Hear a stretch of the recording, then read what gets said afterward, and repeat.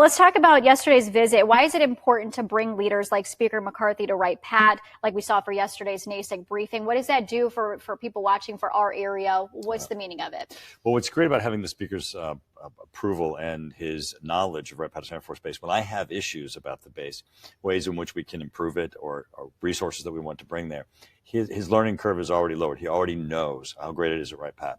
Now, because he serves in what is known as the Gang of Eight, the top 8 in the House and the Senate in intelligence, the work that's done at Wright-Patt Air Force Base is that much more important because he sees firsthand the quality, the direct mission to the Air Force of their work. He's been there 3 times now, and so each time he's been encouraging more growth and more investment at Wright-Patt. And that was going to be my next question. With the local information gained yesterday, how does that impact decisions then at the highest level? What could we see from that? Right. So, for example, the Speaker McCarthy, when he was here last time, actually suggested that we bring the entire Intelligence Committee here for our retreat.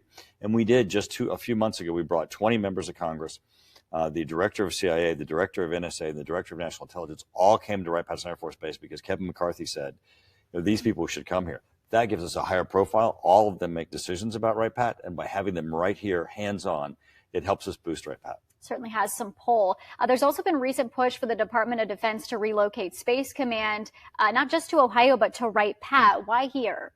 Well, this is something that Sherrod Brown has been touting, but it's very, very premature. Right now, what's in front of the Secretary of Defense is the decision as to whether or not it stays down in Huntsville, Alabama, where it was awarded, or whether or not they open it up for a competition. We competed for this, and we lost to Huntsville. There's also Colorado Springs, where the current command is based. I've been in touch with the Secretary of the Air Force on a regular basis on this. And certainly if there's any opportunity for us, we're going to take advantage of it.